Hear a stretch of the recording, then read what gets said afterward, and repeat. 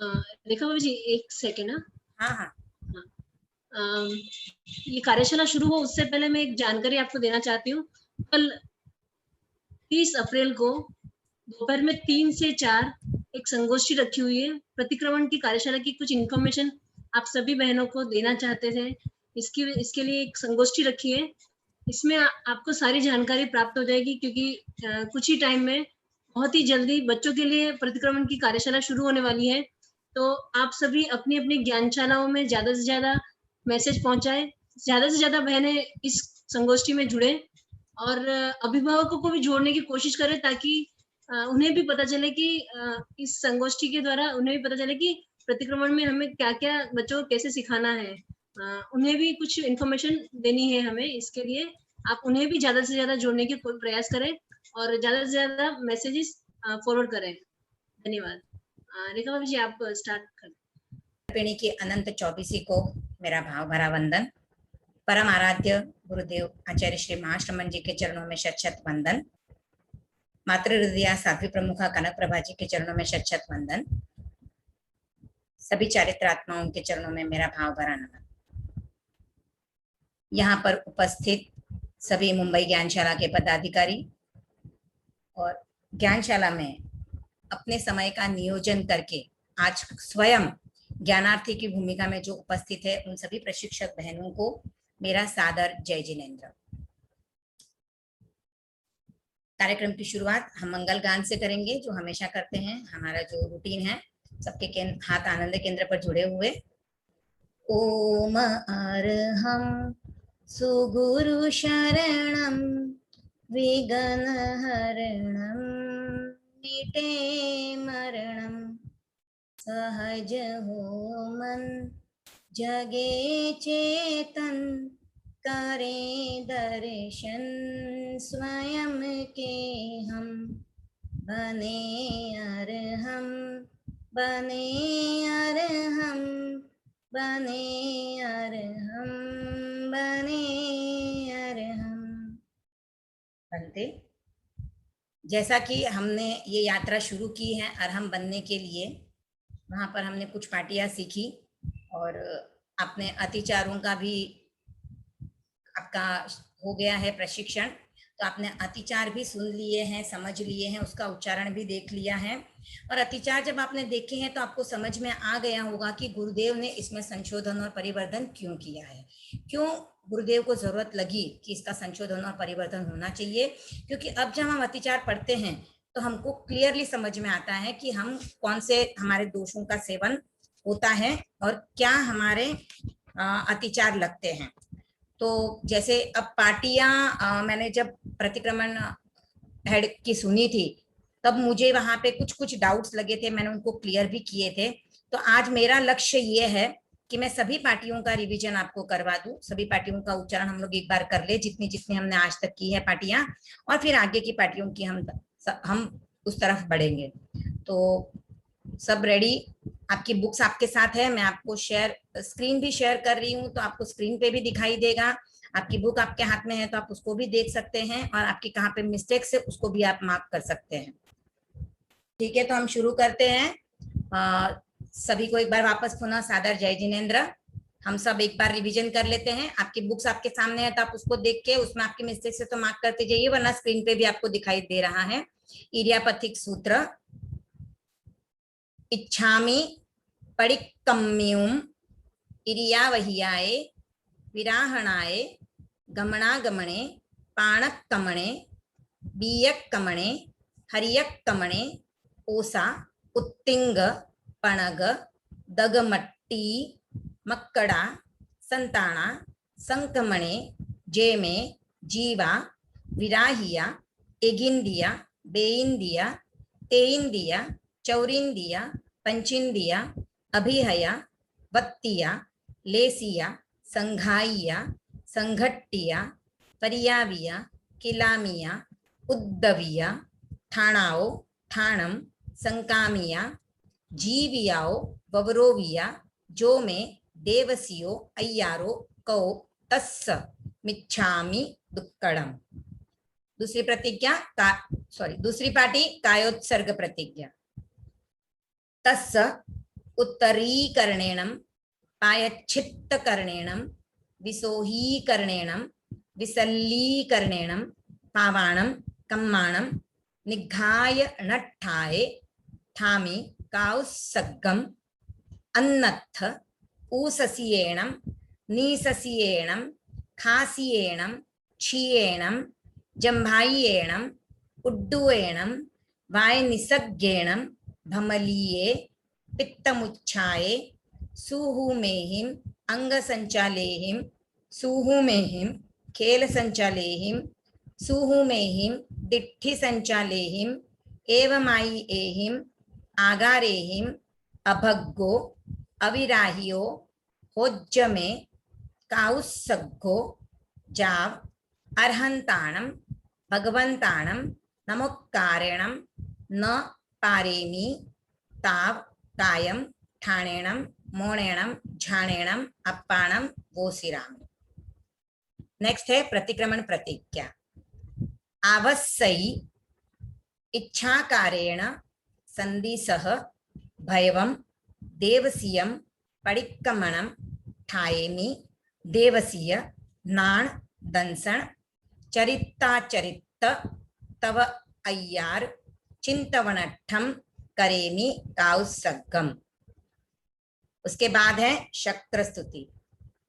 नमोत्थूणम अर्हंताणम भगवंताणम आईगराणम तिथयराणम सहसंबुद्धाणम पुरिसोत्तमाणम पुरिस सिंहाणम पुरिसवर पुंडरियाणम पुरिसवर गंध हत्थीणम लोगुत्तमाणम लोगनहाणम लोगहियाणम लोगपैवाणम लोगपज्जोयगराणम अभयदयाणम चक्षुदयाणम मग्गदयाणम शरणदयाणम जीवदयाणम बोहिदयाणम धम्मदयाणम धम्मदेशयाणम धम्मनायगाणम धम्मसारहीणम धम्मवर चाउरंत चक्रवट्टीणम दीवो ताणम शरण गई पैठा अप्पडिहयवर नाण दंसण धराणम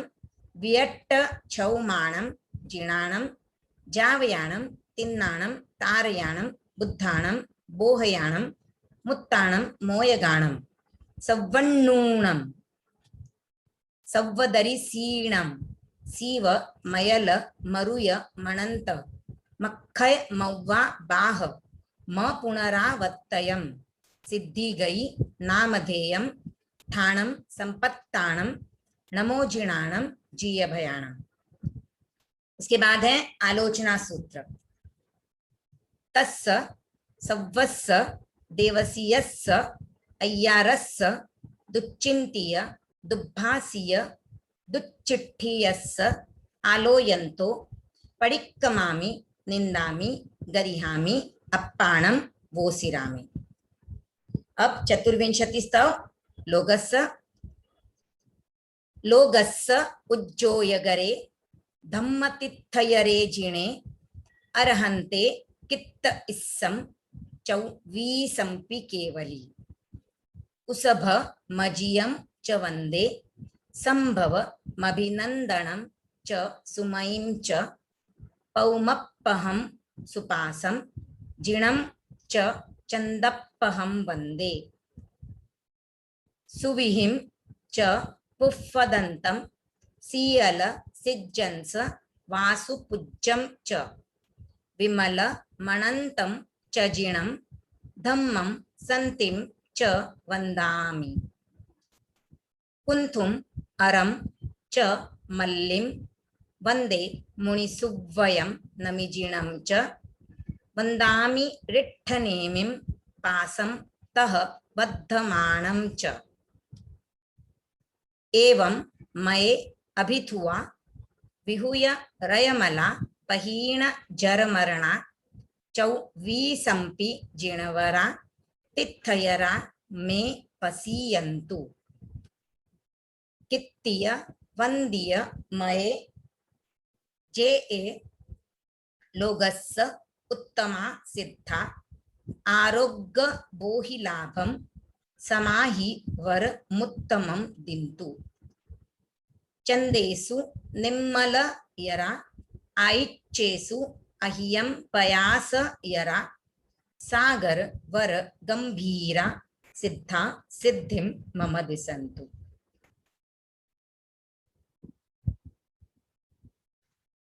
तो यहाँ तक हमने सब पार्टियां रिवाइज कर ली हैं। आई थिंक यहाँ तक ही हमने सब पार्टियां की हैं। आगे की पार्टियां हमारी बाकी हैं जो हम अब करने वाले हैं। यहाँ तक अगर किसी को कोई डाउट हो उच्चारण को लेकर या और भी कोई, तो आप अभी पूछ सकते हो, ताकि हम नेक्स्ट पार्टियों पे जाए उसके पहले यहाँ तक के पार्टियों के आपके डाउट्स क्लियर हो जाए। आई थिंक सभी के उच्चारण शुद्धियां हो चुकी हैं। सबने अपने अपने पार्टियां अपने अपने हेड्स को सुना दी हैं। तो डाउट्स, प्रीति जैन, हाँ पूछिए, आपका क्या क्वेश्चन है प्रीति जी? जय जिनेन्द्र। हाँ, ये इरियापतिक सूत्र में जो में देवस्य यारो फर्स्ट वाले में नहीं बोलना है और सेकंड वाले में बोलना है ना? हाँ वैसे भी कर सकते हो, क्योंकि इरियापतिक सूत्र जो हम शुरुआत में बोलते हैं वो 24 अथर्व में बोला जाता है, तो उस समय प्रतिक्रमण शुरू नहीं होता है। तो देवसिक प्रतिक्रमण संबंधी आप नहीं भी बोलते हो तो चलेगा, और आपने बोल भी दिया तो आप इतना कोई बड़ा मिस्टेक नहीं है। ओके ठीक है। और किसी का कोई डाउट क्वेश्चन?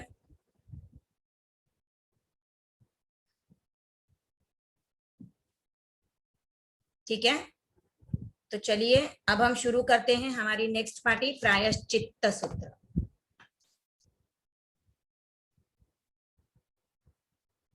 हाँ, मीनू जी संचेती ने हैंड रेज किया है। बताइए प्रायश्चित्त सूत्र कितनी बार बोला जाता है प्रतिक्रमण में? 4 बार। 4 बार बोला जाता है। ठीक है, सही है आपका जवाब। तो प्रायश्चित्त सूत्र जो हम 4 बार बोलते हैं, तो चारों बार के प्रायश्चित्त सूत्र में डिफरेंस कुछ ज्यादा नहीं है। पहला और अंतिम वाला प्रायश्चित्त सूत्र जो है उसमें हम ठायुम कौसगम बोलते हैं, और सेकंड वाला जो प्रायश्चित्त सूत्र है उसमें हम आलोयुम बोलते हैं। थर्ड वाला प्रायश्चित्त सूत्र में हम पडिक्कम्युम ऐड किया जाता है। तो हम एक बार पहले इसके उच्चारण देखेंगे। आपको जैसे स्क्रीन दिखाई दे रही है, आप मेरे साथ साथ वहां पर उच्चारण करोगे।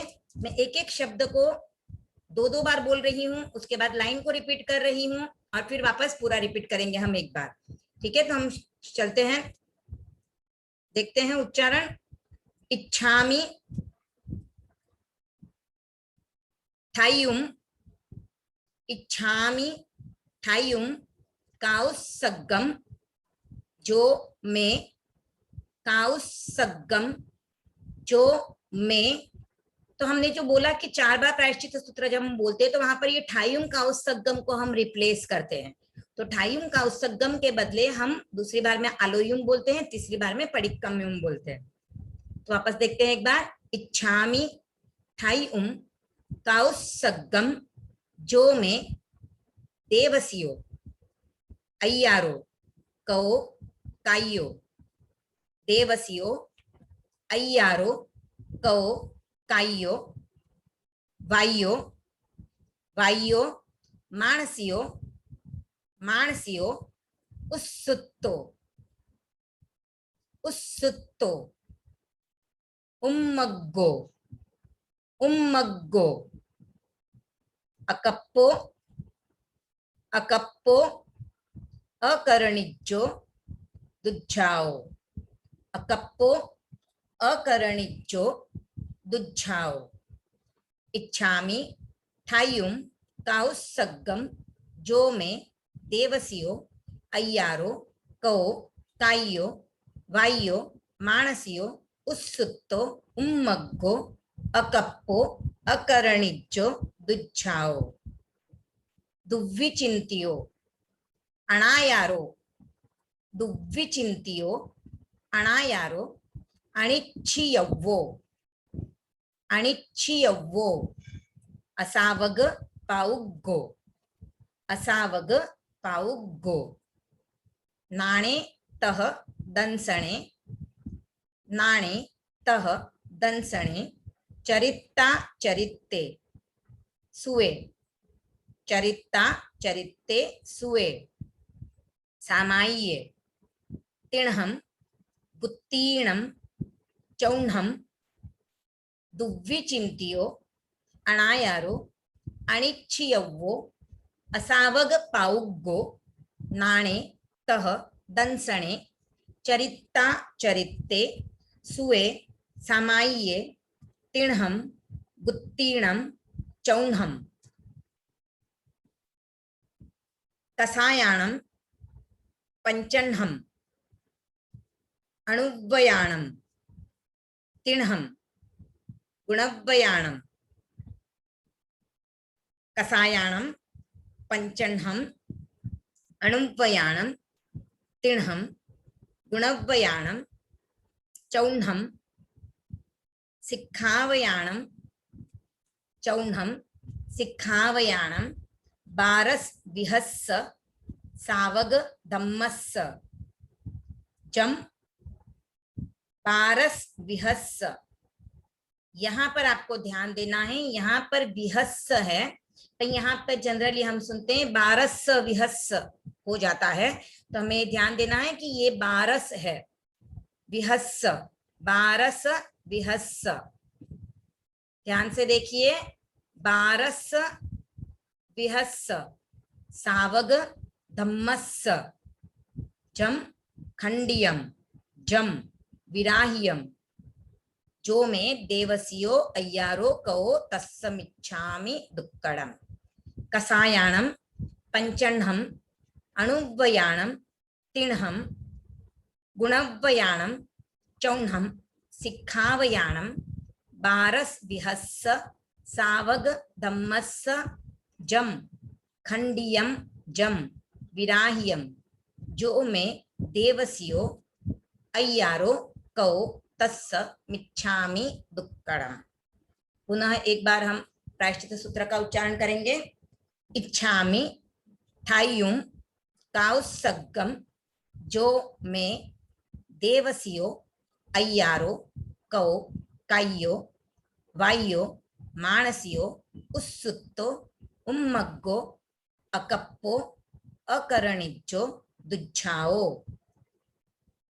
दुव्विचिंतियो अणायारो अनिच्छियव्वो असावग पाउग्गो नाणे तह दंसणे चरिता चरित्ते सुए सामाय्ये तिण्हम गुत्तीणम चौन्हम कसायाणम पंचन्हम अणुव्वयाणम तिण्हम गुणव्वयाणम चौन्हम सिक्खावयाणम बारस विहस्स सावग धम्मस्स जम खंडियम जम विराह्यम जो में देवसियो अय्यारो कौ तस्स मिच्छामि दुक्कडम।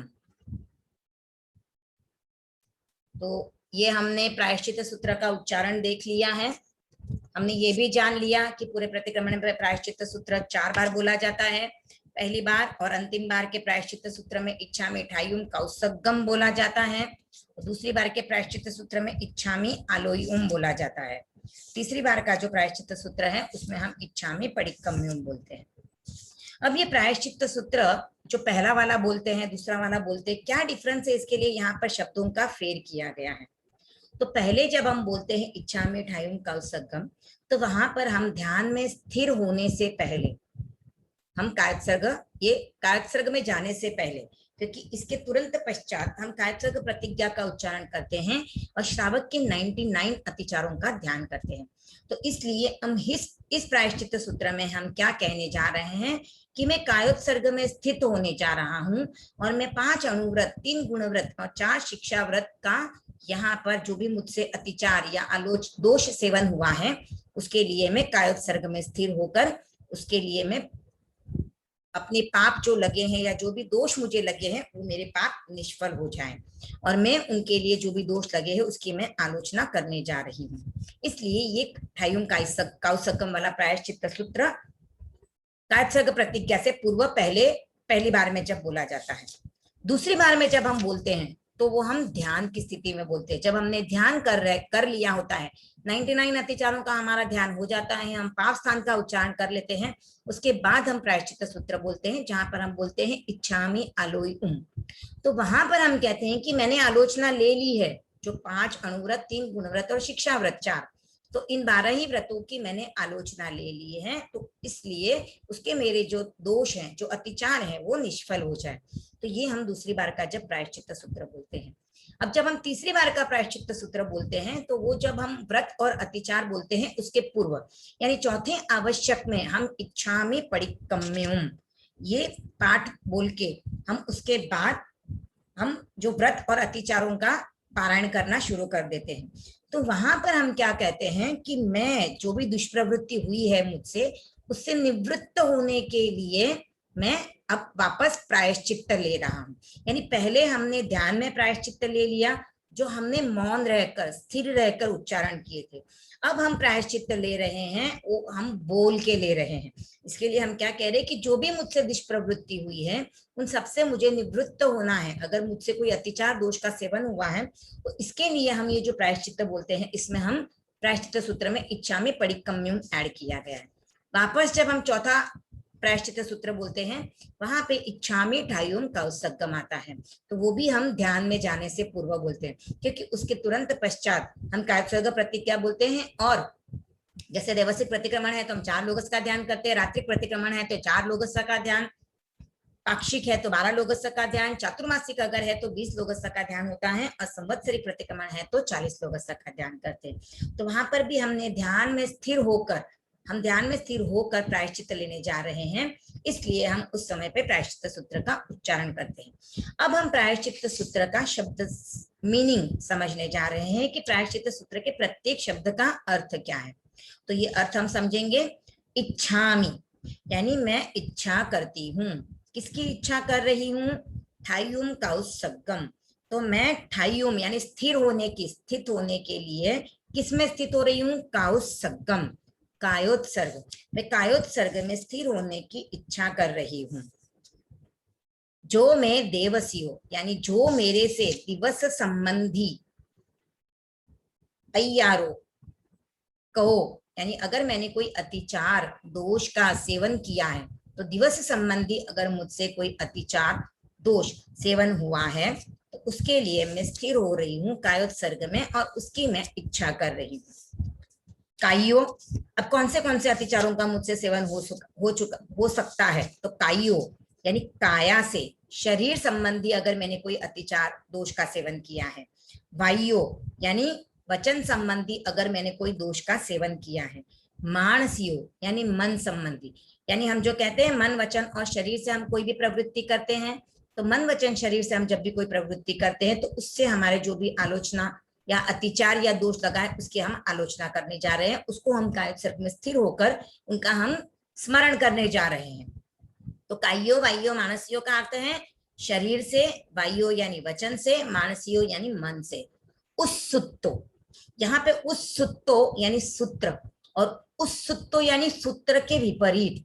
अगर सूत्र के विपरीत यानी आगमों में जो कहा गया है उसके विपरीत अगर मैंने कहीं कुछ कथन कर दिया है, कुछ कह दिया है, कुछ बोल दिया है, कुछ सोच लिया है, तो उसके लिए मैं आलोचना ले रही हूँ। उम्मग्गो, यहाँ पे उम्मग्गो का अर्थ है उन्मार्ग। मार्ग यानी क्या होता है? सीधा सीधा जाना। जो सीधा सीधा मार्ग होता है, जो यहाँ से अगर हमें कहीं पे जाना है तो हमें जो गंतव्य तक पहुंचाता है वो मार्ग। पर उन मार्ग का अर्थ होता है उल्टा मार्ग, विपरीत मार्ग। यानी जो मार्ग हमें मोक्ष की ओर ले जाता है, हम उसके विपरीत जब चलते हैं तो उसे उन मार्ग कहेंगे। तो अगर मैंने मार्ग के विरुद्ध कुछ कह दिया है, जैसे अगर किसी कोई तपस्या कर रहा है, तो हम क्या कहेंगे? अरे क्यों शरीर को तकलीफ दे रहा है, क्यों अपनी काया को इतना कष्ट दे रहा है, खा पी मौज कर। संसार में आए हैं तो खाना पीना और मौज करना ही है। तो हम तप के रास्ते से मोक्ष की प्राप्ति हो सकती है, निर्जरा हो सकती है, पर हम उसको उल्टा कथन कर रहे हैं, उसको उन मार्ग की तरफ लेके जा रहे हैं। वैसे ही अगर कोई सामायिक करता है तो हम कहेंगे अरे क्या सामायिक लेके बैठ गया, अब तो हमारे खेलने का टाइम हो गया, या अब हमें पार्टी में जाना है, और यहाँ अब हमें सीरियल शुरू होने वाला है। ऐसी अगर हम कोई बात कह के किसी को भटका देते हैं तो ये उन मार्ग में ले जाना होता है। तो ज्ञान दर्शन चारित्र तप ये मोक्ष का मार्ग है। इसके विपरीत अगर हमने कुछ कथन कह दिया है, किसी को उल्टा कह दिया है, तो वो उन मार्ग के विरुद्ध, उन मार्ग के प्रति हमारा कथन होता है, और हम व्यक्ति को उन मार्ग पर लेके जाते हैं, भटका देते हैं। तो ऐसा अगर मैंने कभी किसी को कह दिया है तो अकप्पो अकप्पो यानी जो आचरण, जो तीर्थंकर की आज्ञा है, तीर्थंकर ने जो आचरण कल्पनीय बताया है कि ये आचरण करना चाहिए, उसके विरुद्ध अगर मैंने कोई काम कर दिया है, अब ऐसे अकल्प्य, हम संसार में रह रहे तो बहुत सारे अकल्प्य काम हम कर ही रहे हैं, पर आप फॉर एग्जाम्पल लेंगे तो हम साधु साध्वियों को गोचरी करवाते हैं, उस समय पे हम अकल्पनीय काम बहुत सारे कर लेते हैं जो साधु साध्वियों को कल्पनीय नहीं होते हैं, वैसे आहार हम उनको झूठ बोल के बहरा देते हैं। वो जब हमसे पूछते हैं कि आपने हमारे लिए बनाया, तो हम बोलते नहीं नहीं आपके लिए नहीं बनाया, जबकि हमने बनाया उनके लिए होता है, हमारा उद्देश्य उनको ध्यान में रखकर ही हम बनाते हैं, वरना हमारे घर में इतनी सारी चीजें नहीं बनती है रेगुलर टाइम में, कभी कभी बनती है, पर हम उस समय पे सोच के ज्यादा भी बनाते हैं और उनके लिए एक्स्ट्रा चीजें भी बनाते हैं। तो हम यहाँ पे ये अकल्प्य यानी जो कल्पनीय है उसके विरुद्ध काम भी करते हैं, और भी बहुत जगह पे हम अकल्पनीय कार्य जहां कहीं पे हमने किए, वो जान या अनजान में हमें ध्यान नहीं हो और हमने कर लिए हो, तो वैसे कार्यों के लिए भी यहाँ पे हम प्रायश्चित ले रहे हैं। अकरणी जो यानी जो कार्य नहीं करने चाहिए, अब नहीं करने चाहिए, जैसे चोरी करनी है, झूठ बोलना है, कहीं पर हमने भले छोटी ही चोरी है हमने कर ली है, कहीं पे झूठ बोलना है, किसी को हमको टालना है, हमें नहीं मिलना है, तो हमने बोल दिया कि अरे नहीं मैं नहीं हूँ, मैं घर पर नहीं हूँ, अब नहीं मिलूंगी इस समय पे मैं घर पे, या हम कहीं पे पहुंचना होता है, हम रास्ते में होते और हम बोलते बस बस मैं गेट पे आ ही गई हूँ, तो हम इस तरह से जो बोलते हैं, घर में होते हुए हम बोलते बस मैं निकल ही गई हूँ, आप निकले नहीं हो पर आप बोलते हो, ये भी हमारे न करने योग्य कार्य में आता है, वचन संबंधी हमारे इसमें दोष लग जाते हैं। दुज्जाओ, दुज्जाओ का अर्थ है अशुद्ध ध्यान करना। अब अशुद्ध ध्यान कौन से हैं, हमें पता है ध्यान 4 है, उसमें से 2 ध्यान जो है वो अशुद्ध है, आर्त और रौद्र ध्यान, ये अशुद्ध ध्यान है। आर्त ध्यान हम कब करते हैं, जब किसी इष्ट व्यक्ति का संयोग वियोग होता है, अनिष्ट व्यक्ति का संयोग हो जाए, या फिर अनिष्ट वस्तु हमें मिल जाए जो हमें नहीं मिलनी चाहिए, जैसे हमें बिजनेस कर रहे हैं और नुकसान हो जाए, तो ये अनिष्ट वस्तु है जो हमें मिल गई, नुकसान हो गया, या कोई ऐसा व्यक्ति जो हमें नहीं मिलना है, हमें पसंद नहीं है, वो हमारे सामने आ जाए, तो वैसी चीजें जब हमारे सामने आती हैं तब हमें उस चीज से हम जो ध्यान करते हैं, अब ध्यान का अर्थ आप बोलोगे ध्यान तो हम ऐसे हाथ जोड़ के मुद्रा लगा के स्थिर होके करते हैं, तो ध्यान का अर्थ से मुद्रा लगा के स्थिर होके लगाना ही नहीं होता है। एक ही चीज को अगर बार बार आप उच्चारण करते हो, वही चीज आपके माइंड में बार बार चलती रहती है, तो वह भी ध्यान ही है। ध्यान का मतलब ही है किसी एक विषय पर अपने मन को टिका के रखना। अब वह आप अशुभ चिंतन में लगा के रखते हो या शुभ चिंतन में लगा के रखते हो, आपका ध्यान वहां पे हो जाता है। आप अनायास ही बहुत बार ध्यान कर लेते हो, पर ऐसे अगर आपको ध्यान करने बोलेंगे तो आप बोलेंगे मेरा चित्त वहां पे लगता नहीं है, मेरा ध्यान लगता नहीं है, मेरे पैरों को झंझनाहट होने लगती है, मेरे माइंड में बहुत सारे थॉट्स आने शुरू हो जाते हैं। पर हम दिन में बहुत बार ऐसे ध्यान कर लेते हैं, पर हम जो ध्यान करते हैं वो अप्रशस्त ध्यान है। तो ये आर्त ध्यान हो गया। रौद्र ध्यान यानी हिंसा संबंधी, चोरी संबंधी या परिग्रह संबंधी, या किसी पर स्त्री या पर पुरुष के बारे में हमारे मन में अगर कुछ दुर्भावनाएं आ जाती हैं, तो वो जो एकदम क्रूर वाला, मतलब सिंपल से विचार नहीं, उसमें हिंसा करने में भी क्रूर भाव जब आते हैं, तो वो रौद्र ध्यान होता है। रौद्र का अर्थ है रुद्र, रुद्र यानी रौद्र रूप धारण करना, जैसे शंकर का रूप बोलते हैं, रौद्र रूप धारण करते हैं, तो उस समय पे सृष्टि का विनाश होता है, वो सृष्टि का विनाश करने वाला उनका रूप होता है। तो हमारा भी वो ध्यान जो होता है वो हमारे गुणों का नाश करने वाला होता है, या हमारी अच्छाइयों को आवृत्त करने वाला होता है, या हमने कुछ अच्छे काम किए हैं तो उनको डिडक्ट करने वाला होता है। तो अच्छाई का हमारा खाता कम होता जाता है, बुराई का खाता बढ़ता जाता है। तो हमें इस रौद्र ध्यान और आर्त ध्यान से बचना है। तो यहाँ पे दुज्जाओं का अर्थ आया है अशुद्ध ध्यान। तो अशुद्ध ध्यान अगर मैंने किया है, दुर्विचिंतियो, अगर मैंने अशुद्ध चिंतन यानी अशुद्ध चिंतन यानी बुरा चिंतन मेरे मन में आया है, मैंने कोई बुरा चिंतन किया है, तो वो भी यहाँ पे हम बोल रहे हैं अनायारो यानी अनाचार का सेवन किया हो। अनाचार और अतिचार, अतिचार हमने जो व्रत लिए हैं उसमें हमारे कोई दोष लगते हैं, और अनाचार यानी उस व्रत के विपरीत हमने अगर आचरण कर लिया, जैसे मैं त्याग लिए हुए हैं मैंने कि मैं शादी ब्याह के संबंध में कोई झूठ नहीं बोलूंगी, मुझे किसी भी प्रकार का झूठ नहीं बोलना है शादी ब्याह से संबंधित, यानी बच्चों का, अपने बच्चों का या और किसी के बच्चों के भी बारे में बताना है, तब मुझे झूठ बोलने का त्याग है। पर ऐसा होता है कि समझो मुझे किसी ने किसी के बारे में पूछा और मुझे उससे कुछ ऐसा है कि द्वेष है मुझे, तो मैं उनके बारे में गलत चीजें बताती हूँ। इसीलिए तो आजकल कहते हैं कि अगर कहीं पे बात चल रही है तो हमें बाहर ओपन नहीं करना है। क्यों? क्योंकि भड़का देते हैं लोग। इसके लिए ये जो भड़का देने वाली बात है वो ये बात है कि आप वहां पर अनाचार का सेवन करते हो, आपके त्याग नहीं है तो। और बाकी भी अगर आप त्याग कर देते हो, त्याग नहीं भी किए, तो आपको ये गलत कार्य नहीं करना चाहिए। क्योंकि आज आप यहाँ पर जो भी काम कर रहे हो उसको आपको कहीं ना कहीं पे वापस रिटर्न आपको उसका मिलेगा। आज आप किसी के लिए और किसी को भड़का रहे हो, कोई कल आपके बारे में और किसी को भड़काएगा।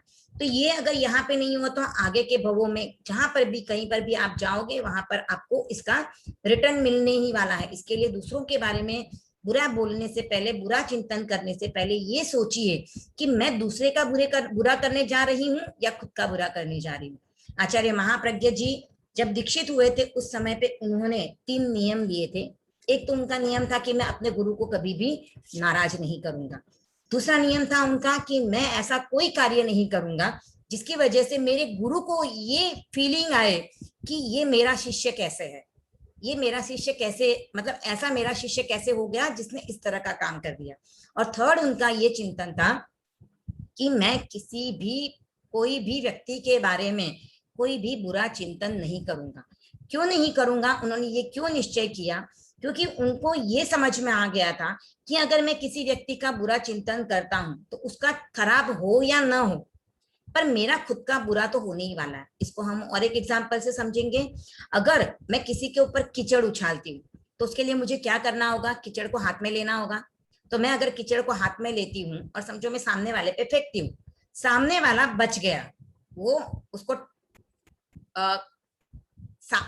वो साइड में सरक गया, तो कीचड़ उसको नहीं लगा, सामने ऐसे ही जाके गिर गया। अब देखिए वो तो बच गया, पर मेरे हाथ को तो लग गया जब मैंने हाथ में कीचड़ उठाया। अब इसलिए इसके लिए आप लोग ये भी बोल सकते हो कि मैं तो हाथ में ग्लव्स पहन के करूंगी या प्लास्टिक रख के करूंगी जिससे मेरे हाथ को कीचड़ नहीं लगेगा। ये तो हमारे एक्सक्यूजेस हैं। हम अगर कीचड़ हाथ में लेंगे तो हमारे हाथ खराब होंगे। तो इसके लिए हमें और किसी के बारे में बुरा नहीं सोचना है। अनाचार का हमको सेवन नहीं करना है, यानी व्रत के विरुद्ध। अगर हमने भले ही 12 व्रत नहीं लिए फिर भी हमें व्रतों के विरुद्ध या जो नैतिकता के विरुद्ध है वैसे कार्य नहीं करने चाहिए। अनिच्छीय वो यानी अवांछनीय जिन पदार्थों की इच्छा नहीं करनी चाहिए या जो पदार्थों की इच्छा करना बुरा है, जो पदार्थ हमारे लिए बुरा है वो पदार्थों का हमें इच्छा नहीं करनी है। जैसे आजकल की युवा पीढ़ी क्या कहती है? शराब पीकर देख लेना चाहिए। अरे जिंदगी में आए तो एक बार टेस्ट कर लेना चाहिए। मेरे को भी बहुत बार ऐसे लोग मिलते हैं जब मैं अपने प्रोफेशन के हिसाब से बाहर जाती हूँ, तब बोलते हैं कि आप लाइफ में आए हो तो एक बार टेस्ट करने में क्या जाता है। तो ये अवांछनीय है। हमारे तो जैन धर्म में नशे का सेवन करना ही बुरा माना जाता है। हम तो जैन पहचाने ही इसलिए जाते हैं। पहले हम जैन होने की पहचान ये होती थी कि रात्रि भोजन का त्याग रहता है। अब जैनों की ये पहचान तो धीरे धीरे कम होती जा रही है और कर भी रहे हैं, ऐसे नहीं कि नहीं कर रहे हैं, पर आप देखोगे तो प्रमाण बहुत कम है जो रात्रि भोजन का त्याग रखते हैं। पर ये एक पहचान अब तक बनी हुई है कि नॉनवेज नहीं खाते हैं और नशे का सेवन नहीं करते हैं जैन। तो ये एक पहचान हमारी बनी हुई है। तो जो अवांछनीय वस्तुएं हैं या जो अवांछनीय कार्य हैं जो हमें तीर्थंकरों ने आज्ञा नहीं दी है या जो हमारे लिए अच्छे नहीं है, वैसे कार्य हमको नहीं करने चाहिए। अब अवांछनीय कार्य में आप क्रोध करते हो तो भी आ जाता है, आप अहंकार करते हो तो भी आ जाता है, माया करते हो तो भी आ जाता है, लोभ भी, यानी जो भी चीजें अवांछनीय है जो करने से गाढ़ कर्मों का बंधन होता है वैसे कार्य हमको नहीं करने हैं। तो वैसे अगर कुछ अवांछनीय पदार्थ या कार्यों की मैंने इच्छा की हो, असावग पाउगो, असावग पाउगो इसका अर्थ क्या है? श्रावक वृत्ति। असावग पाउगो यानी क्या? श्रावक की जो वृत्ति है उस वृत्ति के विपरीत अगर मैंने कोई कार्य किया हो तो ये भी मुझे नहीं करना है। क्योंकि भले ही हमने त्याग लिए नहीं है, भले ही हमने 12 व्रत नहीं अपनाए हैं, फिर भी हम जब जैन कहलाते हैं तो हमें व्यवहार में लोग जैन श्रावक ही कहते हैं। हमारे त्याग नहीं है ये किसी को पता नहीं होता है या कोई पूछने नहीं आता है। तो केवल ज्ञानी जानते हैं कि किस व्यक्ति के कितने त्याग है। अब हम दिखाते हैं लोगों को तो बात अलग है, लोगों को पता चलेगा इतने त्याग है तो एक बात अलग है कि हमारे त्याग लोगों को पता चल रहे तो उनको पता चलेगा। अदरवाइज हम जो त्याग करते हैं वो हमारे आत्मा के कल्याण के लिए किए जाते हैं, तो हमको किसी को बताने की जरूरत नहीं है। पर समझो हमने नहीं भी किए हैं त्याग, हमने 12 व्रत नहीं भी स्वीकार किए, फिर भी हमको श्रावकोचित कार्यों से अनुचित ऐसे कार्य नहीं करना है। जैसे जैन श्रावक की पहले पहचान होती थी कि वो ईमानदार होता है, वो स्त्रियों की तरफ गलत दृष्टि से नहीं देखता है। इसके लिए जैन श्रावक पहले राजाओं के दरबार में उनको अच्छे अच्छे पद दिए हुए थे, बड़े बड़े पद दिए गए थे। जैसे बहादुर मलजी भंडारी का हम किस्सा सुनते हैं, जो राजा तक पहुंच गए और उन्होंने जयाचार्य के ऊपर जो वारंट जारी किया गया था, उस वारंट को उन्होंने खारिज करवा दिया था। तो पहले के जैन श्रावक राज दरबारों में काम करते थे, उनकी ईमानदारी, उनकी नेक नियत, उनकी नैतिकता, इसकी वजह से उनको बड़े पद दिए जाते थे और विश्वास के पात्र होते थे। तो ये हमारे श्रावक के जो उचित कार्य है, क्योंकि हम जैन धर्म अगर आ गया, आप जैन कहलाते हो, तो लोग आप पे सहज ही विश्वास करते हैं। लोग पहले ही बोल देते हैं अरे ये जैन है तो ये ऐसा बुरा काम नहीं करेगा। मेरा ही मैं उदाहरण दे दूं, जब मैं कॉलेज में पढ़ रही थी लॉ का, तब मेरे सर ने मुझे नाम पूछा, तो मैंने बोला मेरा नाम रेखा जैन है। तो उन्होंने बोला तू जैन होके लॉयर के फील्ड में आई है, तू कर पाएगी सब ऐसा काम? मैंने बोला क्यों, मैं तो सही सही काम करूंगी। तो उन्होंने बोला यहाँ पे सही सही काम करने जाएगी ना तो ज्यादा दिन तक प्रैक्टिस नहीं कर पाएगी। तो अगर जैन नाम लेते ही लोग बोलते हैं भाई ये ईमानदारी के रास्ते पर चलेंगे या ये कोई बड़ा धोखा नहीं करेंगे। ठीक है, छोटा बहुत थोड़ा बहुत तो हो जाता है, प्रोफेशन लेके बैठे हैं, संसार में बैठे हैं तो, पर जब बड़े धोखे करने की बात आती है तो जैनों से ये एक्सपेक्टेशन लोगों को आमतौर पे नहीं होती है कि जैन बड़ा धोखा देगा। तो ये हमारे श्रावक के अनुचित कार्य हैं, हमें इस तरह के कार्य नहीं करने हैं। नाणे तह दंसणे, नाणे यानी ज्ञान, तह यानी तथा, दंसणे यानी दर्शन। तो अब ज्ञान दर्शन, और उसके बाद है चरिता चरित्ते यानी देश विरति, चरित्राचार यानी अनुव्रत, जो हम छोटे छोटे त्याग करते हैं, हमने जो 12 व्रत लिए हैं या हम अनुव्रत के रूप में जो छोटे छोटे त्याग लेते हैं, तो वो अनुव्रत या चरित्राचार। देश विरति, देश व्रत हमारा जो 5वां व्रत है। तो ज्ञान दर्शन और चरित्राचार में अगर सुए यानी जो अकाल में मेरे को कार्य करने पड़े, आवश्यक काम कर लिया है मैंने, जैसे प्रतिक्रमण करना था मैंने गलत टाइम पे कर लिया, या जो भी कार्य ज्ञान दर्शन चारित्र से संबंधित है और वो मैंने काल के विपरीत जाके अगर मैंने आवश्यक कार्यों में से कोई कार्य कर लिए हैं, सामायिक में, अगर सामायिक में भी मैंने कुछ ऐसी प्रवृत्तियां कर ली, जैसे मन से बुरा विचार कर लिया, वचन से किसी को कुछ बोल दिया, तो ये सब चीजें यहाँ पे ध्यान पे दी गई है। तिणहम, अब ये आ रहा है कि मैंने कहाँ कहाँ पे दोषों का सेवन किया हो सकता है। ये तो आ गया कि मैंने किस किस प्रकार के दोष सेवन किए, तो मैंने कौन से प्रकार के दोष सेवन किए।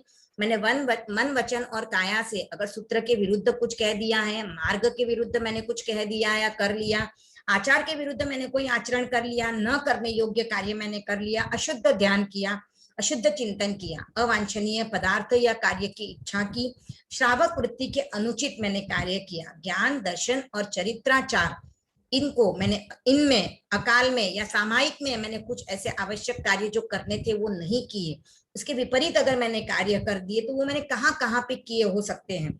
तो कौन से व्रत मैंने लिए थे उसमें मैंने किया। तो सबसे पहले आता है तिणहम गुप्तीणम, तीन गुप्ती कौन सी है? मनोगुप्ती, वाक गुप्ती, काय गुप्ती। तो हम सामायिक में क्या कहते हैं? तिविहेणम, तीन योग से हम सामायिक के प्रत्याख्यान करते, तो वहां पे हम मन वचन और काया को स्थिर रखने का प्रयास करते हैं।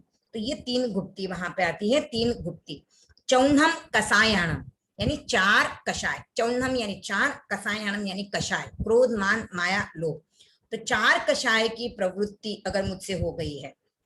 पंचन्हम अणुव्ययाणम, 5 अणुव्रत, पंचन्हम यानी 5 अणुव्रत, अणुव्ययाणम यानी अणुव्रत, तिणहम गुणव्ययाणम, 3 गुणव्रत। 3 गुणव्रत कौन से हैं? 5 अणुव्रत तो सबको नाम पता है इसलिए मैंने बताया नहीं है। 3 गुणव्रत कौन से हैं? दिग्विरति, उपभोग परिभोग परिमाण विरति और अनर्थ दंड विरमण व्रत। ये 3 व्रत जो है वो गुणव्रत है। गुणव्रत किस लिए होते हैं? गुण से ही हम समझ सकते हैं कि ये गुणों को बढ़ाते हैं। तो 5 अणुव्रतों को और भी स्थिर करना है, और भी कंट्रोल में करना है, उनका अच्छे से पालन करना होता है, इसके लिए 3 गुणव्रत बताए जाते हैं। और उसके बाद आते हैं चौन्हम शिक्षावयाणम यानी 4 शिक्षा व्रत। 4 शिक्षा व्रत सामायिक, देशावकाशिक, पौषधोपवास और यथासम विभाग व्रत। तो ये 4 शिक्षा व्रत, इनका जब पालन करना है तो ये 5 अणुव्रत, 3 गुणव्रत और 4 शिक्षा व्रत, टोटल मिला के 12 व्रत होते हैं श्रावक के।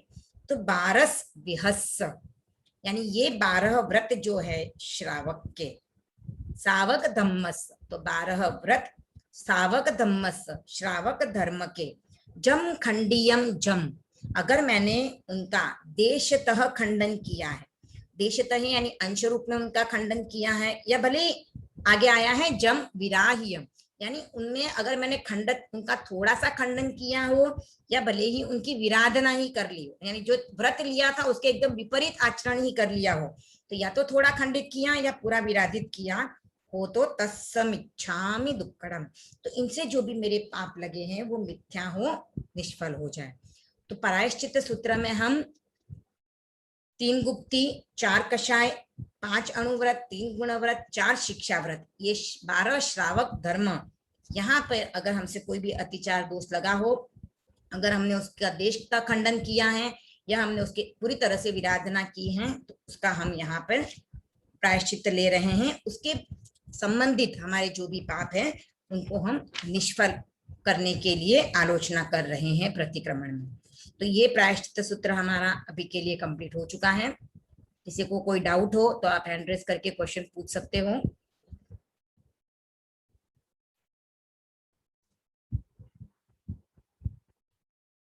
दस बज चुके हैं, तो अब एक छोटी पार्टी जो है अभ्युत्थान सूत्र, वो मैं और ले लेती हूँ। अभ्युत्थान सूत्र की तरफ हम चलेंगे। अभ्युत्थान सूत्र, तस्स, बुक आपके सामने हो तो उसमें उच्चारण देख लीजिए। तस्स धम्मस्स केवली पन्नतस्स अभ्युत्थियोमि, तस्स धम्मस्स केवली पन्नतस्स अभ्युत्थियोमि, आराहणाय विरओमि, विराहणाय सव्वम तिविहेण पडिक्कन्तो वंदामि जिणे चौवीसम, चौवीसम। ठीक है, यहाँ पे ध्यान दीजिएगा, चौ पे ब्रेक करना है क्योंकि हम क्या बोल रहे हैं, 4 और 20 24। वापस बोलते हैं एक बार। अभ्युत्थान सूत्र, तस्स धम्मस्स केवली पन्नतस्स अभ्युत्थियोमि, आराहणाय विरओमि, विराहणाय सव्वम तिविहेण पडिक्कन्तो वंदामि जिणे चौवीसम। अभ्युत्थान सूत्र यानी हम तीर्थंकरों की अभ्यर्थना करने के लिए प्रस्तुत हो रहे हैं। जब हमने सब व्रत और अतिचार बोल दिए उसके बाद इसका उच्चारण होता है, तो हम तीर्थंकरों के चरणों में अपनी अभ्यर्थना प्रस्तुत कर रहे हैं कि मैंने अपने सब अतिचारों का, अपने जो भी व्रत या अतिचार थे उनमें जो भी दोष थे, मैंने व्रतों का भी स्मरण कर लिया और उनमें जो अतिचार हो गए उनका भी मैंने स्मरण कर लिया है, और अब मैं वापस आपके चरणों में अपनी अभ्यर्थना प्रस्तुत कर रही हूँ। तो यहाँ पे हम इसका अर्थ समझेंगे। तस्स यानी उन पूर्वकृत या उस धर्म से संबंधित, धम्मस्स यानी उस धर्म, कौन सा धर्म, केवली पन्नतस्स, तो केवली प्रज्ञप्त यानी केवलियों ने जिस धर्म का उपदेश दिया है उस धर्म के लिए अभ्युत्थियोमि मैं उपस्थित हो रही हूँ। किस चीज के लिए, आराधना करने के लिए। तो केवली प्रज्ञप्त जो धर्म है उसकी आराधना करने के लिए मैं उपस्थित हो रही हूँ आपके चरणों में। विरओमि विराहणाय, तो आराधना करने के लिए मैं उपस्थित हो रही हूँ, इसका अर्थ क्या हो रहा है कि मैं विराधना से विरत हो रही हूँ, यानी विराधना से मैं खुद को दूर कर रही हूँ। आराधना और विराधना का अर्थ आपको आई थिंक पता ही होगा, फिर भी मैं बता देती हूँ। आराधना यानी ज्ञान दर्शन चारित्र और तप रूपी धर्म की जब हम आराधना करते हैं या हम केवलियों ने जो उपदेश दिया है उसकी जब हम आराधना करते हैं, यानी उस पथ पर हम सही रूप में चलते हैं, उसे आराधना कहते हैं। और उसके विपरीत अगर हम करते हैं तो वो होती है विराधना। जैसे हमें किसी के प्रति भी द्वेष भाव नहीं रखना चाहिए, राग द्वेष की ग्रंथियां हमारे मन में नहीं रखनी चाहिए, हम रखते हैं। अगर हमने रख ली तो हम विराधक हो जाते हैं, क्योंकि मनुष्य का स्वभाव गुस्सा करना नहीं है, राग द्वेष की ग्रंथियां बांधना नहीं है। मनुष्य का मूल स्वभाव है क्षमा करना। तो अगर वो क्षमा नहीं करता है, राग द्वेष की ग्रंथियां बांध के रखता है, तो हम कहेंगे कि हमने मोक्ष धर्म की या मोक्ष मार्ग की विराधना कर ली। तो हम आराधक पद में नहीं जाते हैं और विराधक बन जाते हैं। विराधना का सीधा सीधा मतलब हम समझे तो अपोजिट कार्य करना, या जो जिसे हम कह सकते हैं कि नैतिक मूल्यों के विपरीत हमें काम करना, या आत्मा का जो मूल स्वभाव है उसके विपरीत अगर हम कोई भी कार्य करते, किसी की निंदा की, चुगली की या माया की, हमने राग किया, किसी के प्रति द्वेष किया, कलह किया, या किसी पे मिथ्या दोषारोपण किया, तो ये सब अगर हम कार्य करते हैं तो ये सब कार्य हमें विराधना की ओर ले जाने वाले होते हैं। और जब हमसे कोई विराधना वाले कार्य हो जाते हैं तो हमें क्या करना चाहिए? तो हम संसार में हैं, छद्मस्त हैं, तो गलतियां हमसे हो सकती है। तो कभी हमसे ऐसे कार्य हो भी गए हैं तो हमें उसके लिए प्रायश्चित्त ले लेना चाहिए, अंतर मन से हमें अपना शुद्धिकरण कर लेना चाहिए, और इसीलिए हम प्रतिक्रमण करते हैं। जब तक हमें प्रतिक्रमण का भावार्थ नहीं समझ में आएगा तो हम सिर्फ उसको द्रव्य प्रतिक्रमण के रूप में कर रहे हैं। तो हमें ये क्लियर रखना है माइंड में कि हम प्रतिक्रमण में जो शब्द बोल रहे हैं उन शब्दों का हमें अर्थ पता होना चाहिए। नहीं भी अर्थ पता है तो भी हमें हर दिन भर में हमारे से अगर कोई भी गलतियां होती है तो हमें उसके लिए प्रायश्चित्त ले लेना चाहिए। अगर हम प्रायश्चित्त ले लेते हैं तो हम आराधक बन जाते हैं, हम मोक्ष मार्ग के रास्ते पर चलना शुरू कर देते हैं, हम अपनी आत्मा के स्वभाव की ओर चले जाते हैं। तो आराधक बनना यानी आत्मा के स्वभाव की ओर गमन करना, विराधक बनना यानी आत्मा को विपरीत दिशा में ले जाना। जैसे अगर मेरा उद्देश्य है 5th मंजिल पे जाना, मेरे को 5th फ्लोर पे जाना है और मैं उल्टा उतरना शुरू करती हूँ तो मैं 5th मंजिल पे नहीं पहुंचूंगी। तो अगर मुझे 5th मंजिल पर चढ़ना है तो मुझे सीढ़ियां ऊपर की ओर चढ़नी पड़ेगी, 5th फ्लोर तक जाना पड़ेगा। अगर मैं 3rd फ्लोर पे जाकर भी रुक जाती हूँ तो भी मैं 5th फ्लोर तक नहीं पहुंच पाती हूँ। तो मुझे उस तरफ अपने चरम लक्ष्य मोक्ष की तरफ बढ़ना है, तो मुझे आराधक रूप में ही अपने आप को रखना है। अगर मुझसे गलतियां हो जाए तो मुझे उसका प्रायश्चित्त ले लेना है, अपनी अंतरात्मा को मुझे शुद्ध कर लेना है। इसीलिए हम प्रतिक्रमण करते हैं, आंतरिक स्नान करते हैं। जैसे हम अपने शरीर को साफ करने के लिए, शांता दीदी ने जैसे बताया कि हम प्रतिदिन स्नान करते हैं हमारे शरीर को साफ करने के लिए, लेकिन फिर भी हमारा शरीर शुद्ध नहीं होता है, हमें डेली स्नान करना पड़ता है। और जब गर्मी का टाइम होता है तो ऐसे देखा जाता है कि दिन में 2 बार स्नान करना पड़ जाता है, बहुत पसीना आ जाता है, तो हम 2-2 बार स्नान करते हैं। तो हमारी आत्मा को शुद्ध करने के लिए हम क्या करते हैं? कुछ भी नहीं करते। तो हमें अपनी आत्मा को भी शुद्ध करना है, अपनी आत्मा को भी हमें आंतरिक स्नान कराना है। तो अगर हम डेली प्रतिक्रमण नहीं कर पाए तो पाक्षिक प्रतिक्रमण करना चाहिए, पाक्षिक नहीं तो चतुर्मासिक, चतुर्मास नहीं तो संवत्सरी। और इतना भी नहीं हो पाए आपसे, संवत्सरी का प्रतिक्रमण तो आप करते ही हो, वो तो हम लोग विदाउट फेल करते हैं। और आजकल तो मैंने जैसे अपनी बहनों के, अपनी जैन बहनों के मुंह से मैंने सुना हुआ है, गणपति के बाद हमारा ये फेस्टिवल है जैनों का, इसको एक त्योहार मान के करते हैं। कैसा त्योहार मानते हैं? जैसे गणपति में कैसे होता है, सुबह पूजा होती है, दोपहर को कुछ भी मीटिंग वगैरह रखेंगे, शाम को पूजा होगी, उसके बाद गेम्स खेले जाते हैं। वैसे ही ये पर्यूषण भी एक फेस्टिवल बन गया है जैनों के लिए। सुबह उठना है, महाराज के जाना है, भाग भाग के जाओ जहां पर भी है, वापस आओ, फिर खाना बनाओ, दोपहर को ठीक है एक सामायिक कर ली, शाम को वापस प्रतिक्रमण अगर भवन में होता है तो करना है, नहीं तो घर पे करना है। और ये रूटीन, शाम को वापस अगर समझो महाराज के जाने का मौका मिलता है तो महाराज के जाना है। अगर घर में 2 लेडीज है तो एक नहीं तो दूसरी लेडी चली जाएगी। पर ये क्रम हमारा सिर्फ 8 दिनों तक चलता है। क्यों? क्योंकि हम उसको फेस्टिवल मान के कर रहे हैं। ठीक है, मैं मानती हूँ कि आचार्यों ने पर्यूषण के ये 8 दिन इसीलिए रखे हैं कि पूरे साल भर में अगर कोई मनुष्य नहीं करता है धर्म की प्रवृत्ति तो इन 8 दिनों में करे। पर आप इसको गणपति या गणेशोत्सव की तरह एक फेस्टिवल का नाम तो मत दीजिए, उस तरह से इसको सेलिब्रेट करना है वैसे तो मत कीजिए। तो आप इनको लौकिक धर्म के साथ मत जोड़िए, ये आपके आत्मा के स्थान के लिए। आप भाग भाग के महाराज के दर्शन करने नहीं भी जाओगे ना तो भी चलेगा, आपने सामायिक नहीं भी की ना तो भी चलेगा, आपने प्रतिक्रमण नहीं की ना तो भी चलेगा, लेकिन आप अपनी आत्मा को शुद्ध करने के लिए अपने भावों को शुद्ध रखिए। इन 8 दिनों में आप गुस्सा मत कीजिए, आप लोभ मत कीजिए, अपने आप पे कंट्रोल रखिए, अपनी इच्छाओं पर संयम कीजिए, द्रव्यों की सीमा कीजिए, तो आपका सही अर्थ में वह आंतरिक स्नान हो जाएगा। वरना आप भाग भाग के महाराज के भी जा रहे हो, बस जाना है इसके लिए जा रहे हो, एंड में बैठ जाते हो, प्रवचन सुना नहीं सुना वापस आ गए। अगर आपके जीवन में एक भी बात नहीं उतरती है ना, तो आप रोज महाराज के जा रहे हो तो भी आपको उतना बेनिफिट नहीं मिलेगा जितना आप घर पे बैठ के भी अगर एक किताब का एक पत्ता, एक पेज पढ़ लेते हो और उसमें से अगर आपके जीवन में कुछ परिवर्तन करने वाली बात घटित हो जाए तो उसका आपको जितना लाभ मिलेगा उतना आपको वो 8 दिनों में भी लाभ नहीं मिलेगा। तो आपको इस चीज को ध्यान में रखना है। तो हमें आराधक बनना है, विराधक नहीं बनना है, ये हमारा उद्देश्य हो। तो हम जब आराधना के लिए प्रस्तुत हो रहे हैं अभ्युत्थान सूत्र में, तो यहाँ पे क्या होगा कि हम विराधना से विरत हो रहे हैं।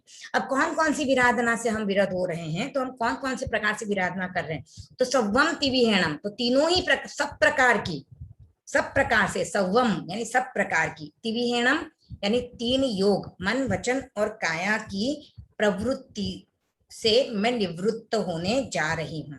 वंदामी जिणे 24, तो मैं वंदन कर रही हूँ, यानी मैं तीनों योग से विरत होकर, निवृत्त होकर तीर्थंकरों को, 24 ही तीर्थंकरों को वंदना कर रही हूँ।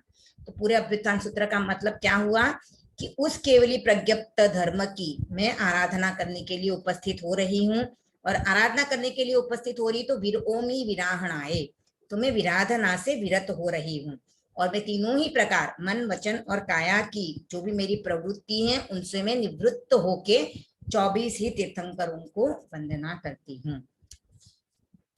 तो आज हमने 2 पाटियों का अर्थ देखा, प्रायश्चित्त सूत्र, हाँ, और प्रायश्चित्त सूत्र में जो दूसरा है आलोयुम, उसका अर्थ है आलोचना, आलोचना करना, और परिकम्युम का अर्थ है निवृत्त होने के लिए, दुष्प्रवृत्तियों से निवृत्त होने के लिए। हम जब भी सामायिक में भी बोलते हैं पडिक्कमामि निंदामि गरियामि अपमानम, तो पडिक्कमामि का अर्थ होता है निवृत्त होना। तो निवृत्त होना या अपनी आत्मा को दूर करना, तो हम कौन सी, किससे आत्मा को दूर करते हैं, तो दुष्प्रवृत्तियों से, खराब चिंतन से हम अपनी आत्मा को अशुभ चिंतन, अशुभ ध्यान से दूर करने के लिए हम कोई भी संकल्प स्वीकार करते हैं। तो यहाँ पर भी हम इच्छा में परिकम्यु यानी निवृत्त होने के लिए हम प्रायश्चित्त सूत्र का उच्चारण करते हैं। अब किसी के डाउट्स हो, आई थिंक किसी ने हैंड रेज किया था। रेखा भाभी जी, डाउट्स हम एक सूचना के बाद में, हाँ हाँ ठीक है, चलेगा, कोई बात नहीं। आपका हो गया क्लियर, ये कार्यशाला का जो भी आपका था? हाँ हाँ हाँ हो गया ना? हाँ, सभी एक सूचना की ओर ध्यान दें। मुंबई ज्ञानशाला लाई है ज्ञानार्थी के लिए प्रतिक्रमण कार्यशाला, करते हैं आगाज एक संगोष्ठी के साथ। तो आप सभी को ज्ञात है कि हमारी कल एक संगोष्ठी है 3 से 4।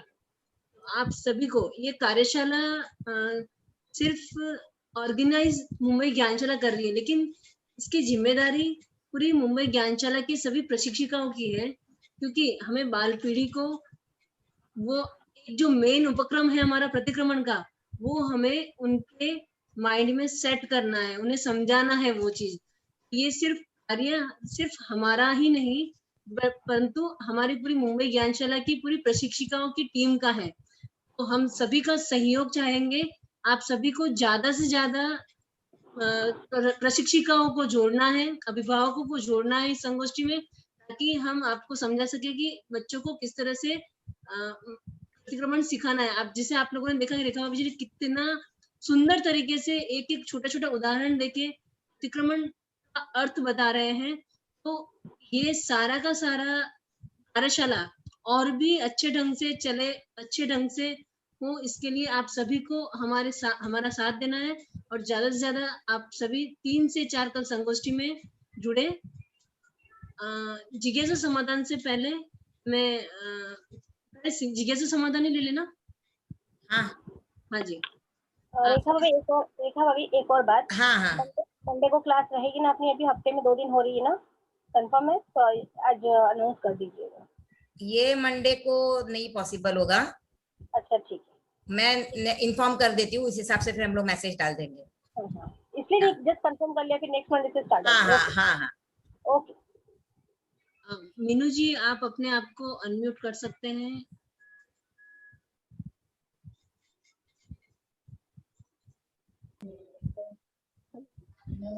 हाँ आंटी। मीनू जी संचेती, हाँ बोलिए। हाँ आंटी, आप आवाज नहीं नेक्स्ट क्लास में क्या एक्सप्लेन कर सकते हैं क्या कि जैसे कौन सी पार्टी कब करते, और जैसे स्टार्टिंग से सिंपल लैंग्वेज में जैसे पहले तिखु तो करना, फिर ये पार्टी करना, प्रतिक्रमण की विधि आपको चाहिए ना? हाँ विधि। हाँ तो वो हमारी ये जो नेक्स्ट क्लास होगी ना, वंदना सूत्र हो जाएगा, उसके बाद हम लोग विधि ही करने वाले हैं। और ऐसे हाँ। बीच में पहले कई बार है ना, बीच में जैसे समाई भी लिया हुआ है, तो वो हम लोग क्या लर्नर है, इतना समझ में नहीं आता कि बीच में समाई का क्यों पाठ करते हैं, क्यों ऐसे करते हैं। नहीं, तो ये थोड़ा वो बीच में जो सामायिक पाठ है ना, वो प्रतिक्रमण का एक पार्ट है। वो सामायिक लेने के उद्देश्य से वो सामायिक पाठ नहीं है वहां पर। अगर आपने पहले ही सामायिक ले लिए तो बाद में आप उसका उच्चारण करते हो तो वो आपका सिर्फ पाठ हो जाता है। और अगर आपने उस समय पे सामायिक नहीं ली है और आप उस वो जो पाठ आता है उस समय पे आप भावों से सोचते हो कि मैं अब सामायिक प्रत्याख्यान कर रही हूँ, तो आपका उस समय से सामायिक शुरू होगी। देखिए, आप इस बात को समझिए, आप जब ज्ञानशाला में भी बच्चों को सामायिक दिला देते हो, उसके बाद आप सामायिक पाठ का उच्चारण करवाते हो बच्चों को, तो क्या आपकी वापस सामायिक तो नहीं होती है? वो तो उनको सिखाने के तौर पे कराते तो बस हैं। वही बात है, आप सिखाने के तौर पे कर रहे हो, यहाँ पर भी आप पाठ का उच्चारण करने के उद्देश्य से कर रहे हो। ये बीच में एक सामायिक प्रतिज्ञा का पाठ डाला हुआ है, यहाँ पर आपकी सामायिक नहीं होती है। बहुत बार जैसे अभी एक सेफ साइड के लिए लोग क्या करते हैं, वहां पर मुहूर्तम एगम नहीं बोलते हैं कि एक मुहूर्त आपने नहीं डाला है तो भी आपकी सामायिक नहीं गिनी जाती है। और ऐसे होता है कि आप जो कोई भी कार्य कर रहे हो, आपके भाव अगर आप बोलते समय वैसे होते हैं, जैसे अगर मैं अभी त्याग दिलवा रही हूँ, समझो आप 50 लेडीज हो, मुझे पता नहीं, हाँ 56 जने दिख रहे हैं हम लोग सब मिलके, तो 56 लोगों को मैं त्याग करवाने के उद्देश्य से मैं बोलूंगी आप सभी अभी एक कोई भी चीज का प्रत्याख्यान कर लीजिए, और मैं अपनी तरफ से सबको प्रत्याख्यान दिला देती हूँ कि आप लोगों को कल तक के लिए दही खाने का त्याग है। पर 56 लेडीज ने अगर त्याग किए नहीं है, 56 में से 5 लेडीज ऐसे होंगी कि जो दही को त्याग नहीं ले रही है, तो उन्होंने अपने मन में सोचा ही नहीं है, तो उनके वो त्याग नहीं हुए, मैंने भले ही दिलवा दिए। इसीलिए गुरुदेव जी भी जब त्याग दिलाते तो बोलते धारणा प्रमाणे त्याग है, यानी मुझे दही के नहीं करने हैं, मैं दूध के कर लेती हूँ, मैं चिक्कू के कर लिए, मैंने एप्पल के कर लिए, मैं कोई भी त्याग कर सकती हूँ। तो अपनी अपनी धारणा, इसके लिए हम जब भी कोई पाठ बोलते हैं तो हमारी धारणा अगर उस समय पे सामायिक करने की नहीं है तो आप सामायिक पाठ ऐसे ही बोल लो, भले ही वो आपकी सामायिक नहीं होगी। जैसे अत्याचार भी ना, पहले आ गए ज्ञान के, फिर वापस और आ रहे हैं, तो क्यों थोड़ा कंफ्यूज हो वापस क्या आ रहा है? वापस क्या आ रहा है? ये जो अमल अंतःकरण से मतलब है, पहले आ गया, फिर वापस भी बुक में पीछे भी आया हुआ है। हाँ, तो ये देखिए, जब आचार्य या जिन्होंने भी प्रतिक्रमण डिजाइन किया है, आप देखिए कोई भी करिकुलम या कोर्स डिजाइन करते हैं हम, तो उसमें हम लोग रखते हैं ना, पहले ये लेसन होगा, उसके बाद ये लेसन आएगा, उसके बाद एक पोएम रहेगी, उसके बाद कुछ रहेगा। हम लोग एक करिकुलम, जैसे हमारी एसएसबी का बुक का भी एक पोर्शन है कि पहले गीतिका है, उसके बाद 25 बोल आते हैं, उसके बाद कोई स्तोत्र यानी महाप्रज्ञ अष्टकम है या भिक्षु अष्टकम ऐसे आ गया, उसके बाद क्वेश्चन आंसर से, और पीछे कुछ जनरल नॉलेज की बात है। तो वैसे ही जब प्रतिक्रमण जिन्होंने भी बनाया है, उन्होंने उसमें भी एक क्रम रखा है, और प्रतिक्रमण का टाइम 48 मिनट का है, तो उस 48 मिनट में कितनी चीजें आ सकती हैं उन चीजों का समावेश किया गया है। और आप जब अतिचारों की ओर वापस पीछे आ रहे हैं, उसकी बात कर रहे हो, तो ये अतिचार जो 99 अतिचारों का हम ध्यान करके मन में ध्यान कर रहे हैं, मन में उनका चिंतन करके, हमारे कोई दोष लगे तो उसकी आलोचना ले रहे हैं, और उसके बाद हम बोल के, पहले हम क्या रिवाइज कर रहे, पहले हम बोल रहे व्रत यानी ज्ञान है, तो ज्ञान का क्या क्या कार्य है, ज्ञान में क्या क्या होता है वो हमने बोला, और उसके बाद हमने वापस बोला अच्छा ये ज्ञान का व्रत है, तो उसके बाद मैंने इसमें अगर कोई दोष सेवन किया है तो उसके लिए मैं तत्सम इच्छा में दुक्कड़म ले रही हूँ। देखिए, हम जब व्रत बोलते हैं उसके बाद हम तत्सम इच्छा में दुक्कड़म नहीं बोलते हैं, पर अतिचार बोलने के बाद हम तत्सम इच्छा में दुक्कड़म बोलते हैं, क्योंकि हमारे दोष तो अतिचारों में ही लग रहे हैं, क्योंकि हम अतिचार में हमारे व्रत में लगे हुए दोषों को चिंतन करके उसके लिए प्रायश्चित्त ले रहे हैं। व्रत तो हमने ग्रहण किए हुए पर उनका स्मरण कर रहे हैं, उनका स्मरण करना जरूरी है, वरना वो विस्मृति में चले जाएंगे हमारे क्या व्रत है, तो फिर हम उसमें और अतिचारों का सेवन करते रहेंगे। देखिए, छठा जो दिग्व्रत है वहां पर एक लाइन आई हुई है, विस्मरण वश बढ़ा सीमा निज प्रयोजन सिद्धि की, यानी भूल से मुझे याद नहीं रहा कि मैंने कितने किलोमीटर का डिसाइड किया था और मैं उससे ज्यादा चली जाती हूँ, तो ये भूल हो जाती है। इंसान का दिमाग जो है सब चीजें याद नहीं रख पाता है, तो इसके लिए उसको बार बार रिवाइज करना जरूरी होता है, इसके लिए हम यहाँ पर भी बार बार रिवाइज कर रहे हैं। ठीक है, थैंक यू। तो ये जो क्वेश्चन है आप लोगों का, वो हम लोग ये जो विधि करेंगे तब आपका क्लियर हो जाएगा कि पहले ये आवश्यक क्यों है, बाद में ये आवश्यक क्यों आता है, वो भी आपका क्लियर हो जाएगा। और बाकी तो देखिए, ये प्रतिक्रमण जो है एक विधि है, एक चीज बनाई हुई है, तो जिसमें क्या और क्या पहले क्या पीछे क्या कितनी बार रिपीट किया है, वो सब जिन्होंने बनाया है उन्होंने उसका पैटर्न वैसा रखा हुआ है। तो हम उस चीज में न जाए, हम उसका मूल हार्द क्या है, उसका मेन कॉन्सेप्ट क्या है उसको समझे। ठीक है आंटी, थैंक नीलम जी कोठारी, आप अपने आप को अनम्यूट करें। हाँ, जय जिनेन्द्र सभी को। जय जिनेन्द्र। हाँ, मैं रेखा जी ये प्रश्न पूछ रही हूँ। मेरे को भी किसी ने पूछा, लेकिन मेरे को जितना आता है उतना बता दे, लेकिन वो नहीं समझ रहे हैं। मैं ऐसे बोल रही हूँ कि किसी सामायिक करने के पहले या खाना खाने के बाद में हम जो त्याग करते हैं 1 घंटे का, शाम को खाना खा लिया और 1 घंटे का त्याग ले लिया कि मैं बाद में 1 घंटा क्या करूँ, तब तक मैं सामायिक ले लेती हूँ। तो सामायिक लेते हैं, त्याग लेने के बाद में 1 घंटे का पचकान लेने के बाद में सामायिक करते हैं, तो वो त्याग गिना जाता है कि नहीं गिना जाता है, या सामायिक करते हैं तो सामायिक गिनी जाती है, क्या गिना जाता है? क्या मतलब, त्याग करोगे तो त्याग तो गिना ही जाएगा, और त्याग में आप सामायिक करोगे तो भी त्याग सामायिक गिनी ही जाएगी ना, क्यों नहीं गिनी जाएगी? ओके, ओके, आपने थैंक क्या यू। त्याग किया? आपने चारों आहार का त्याग किया। चारों तो, आहार का तो किया। चार आहार के त्याग करना अलग है, वहां पे आपका खाने का जो अवरत था वो रुका। अब आप जब हाँ, सामायिक कर रहे हो तो आप धर्म की प्रवृत्ति करने के लिए तो आपका वो वाला अवरत रुका, तो अवरत तो हमारे चारों तरफ से खुले हुए हैं। तो हमने यहाँ ओके, पर ओके। चारों आहार के त्याग किए, तो वो खाने से रिलेटेड हमारा त्याग हुआ। और ये सामायिक यानी हम वापस शुभ प्रवृत्ति में जा रहे हैं, तो वो हमारा हाँ, त्याग है, तो वो सामायिक भी गिनी जाएगी। अब ओके, देखिए, ओके। इसमें आप सामायिक में वापस मौन भी ले लेते हो तो भी आपकी मौन भी गिनी जाती है। अच्छा, अच्छा, तो ठीक आप है। जितना जितना करोगे उतना आपका गिना जाएगा। अच्छा, और दूसरा ये प्रश्न ये है कि गुरुदेव ने ऐसे संकल्प दिया है कि जिसकी जो इच्छा है वो धारणा प्रमाणे त्याग करे। तो हम्म समझो हमने से एक नौकार मंत्र की माला गिन के कुछ खाने का ऐसे त्याग किया है, सुबह में उठ के। हम्म तो या 13 माला गिन के भिक्षु स्वामी की, उसके बाद में हम पानी पिएँगे या और कुछ भी। तो हम्म वो 13 माला हम सोचते हैं कि हम एक सामायिक भी कर लेते हैं, उसमें वो सामायिक में वो 13 माला भी आ जाएगी। तो वो हाँ, गिन सकते हैं क्या? कोई भी क्यों नहीं समझो गिन अलग सकते हो? से आपको कौन मना कर रहा है? आप गिन सकते हो। गिन आप उस सकते समय हैं। को कैसे उपयोग में ला रहे हैं वो आपके ऊपर निर्भर करता है। अब देखिए, गुरुदेव का प्रवचन आता है।